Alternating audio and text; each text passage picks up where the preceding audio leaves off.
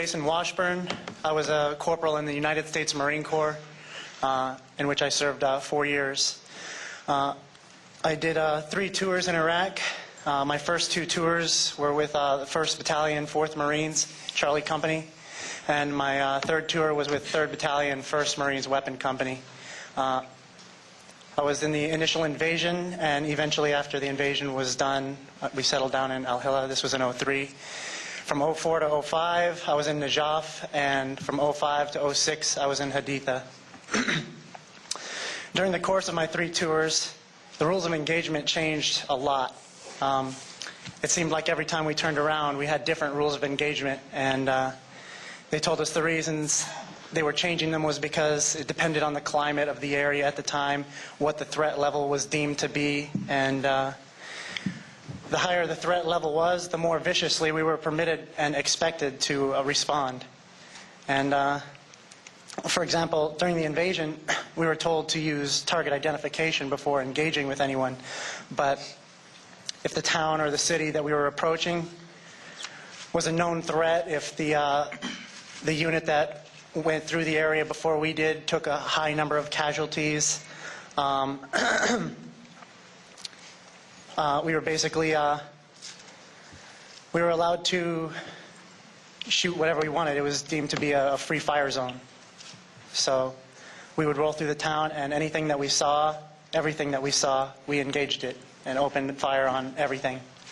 And let's see. And there was really, there was really no rule governing the amount of force we were allowed to use on targets during the invasion. I remember one woman was walking by, and she was carrying a huge bag, and she looked like she was heading towards us. So we lit her up with the Mark 19, which is an automatic grenade launcher. And when the dust settled, we realized that the bag was only full of groceries. And she had been trying to bring us food, and we blew her to pieces for it. After the invasion ended and Bush declared mission accomplished, the rules changed pretty drastically. Instead of actually firing, we used a lot of, close combat, just hand-to-hand type stuff, just simple hand-to-hand violence to subdue people. There were a lot of times where we would be out on foot patrols, and we were ordered to not allow people to pass through our patrol formation.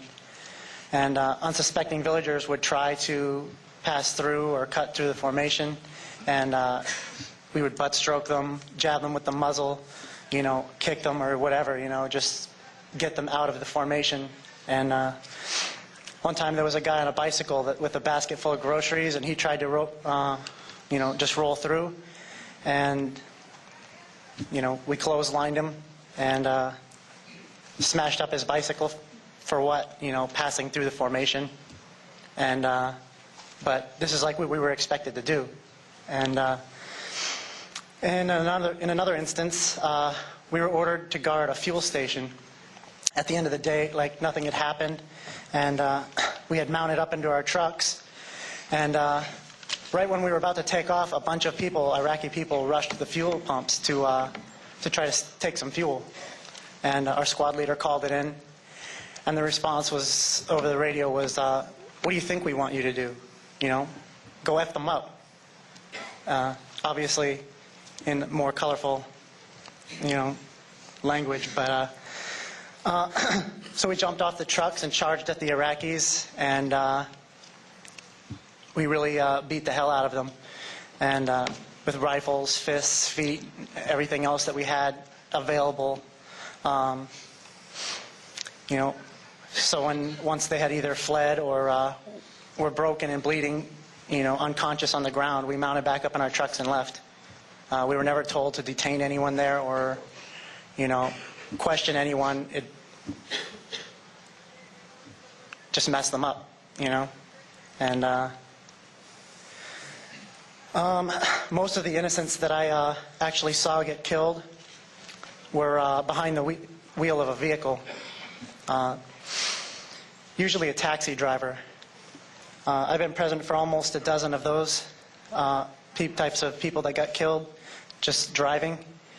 During my third deployment, there was a rule in place where all Iraqi traffic had to pull off of the road to let military convoys pass by. If they didn't comply, or somebody got back on the road too early, they would get shot up. If they approached a checkpoint too fast or too recklessly, they would get shot up. Also, we were often told to be on the lookout for vehicle-borne IEDs, improvised explosive devices, matching the description of every taxi in Iraq. You know, be on the lookout for a car that has orange panel doors and, front that's white, or, vice versa. And it's like every taxi in Iraq, that's exactly what it looks like. And those are the cars that we're supposed to be looking out for that could be, VBIEDs. And so quite a few of those guys got shot up just because their car looked like what we were told to look out for. In another instance, it was actually a mayor of a town in our AO near Haditha that got shot. Our command showed us pictures from the incident. They had gathered the whole company together, and they were showing pictures of all of this, what everything looked like, and pointed out the reason that they did this was because there was a really nice, tight shot group in the windshield, and he announced to the company that this is what good Marine shooting looks like. And that was the mayor of the town. And it was actually my squad that was after that tasked with going to apologize to the family and pay reparations. But it was kind of like, basically all we did was go there and, give them some money and then leave. And, oh well, is, the way, it seemed they wanted us to apologize to them. It was really a joke. Something else we were actually encouraged to do, almost with a wink and a nudge, was to carry drop weapons, or by my third tour, drop shovels. What that basically is we would carry these weapons or shovels with us because in case we accidentally did shoot a civilian, we could just toss the weapon on the body and make them look like they were an insurgent. Or, like my friend here was saying, we were told by my third tour that if they were carrying a shovel or, in a heavy bag, if they were digging anywhere, especially near roads, that we could shoot them. And so we actually carried these, tools and weapons in our vehicles in case we accidentally shot an innocent civilian, and we could just toss it on there and be like, well, he was digging. I was within the rules of engagement. And this was commonly encouraged, but only behind closed doors. It wasn't obviously a public announcement that they would make.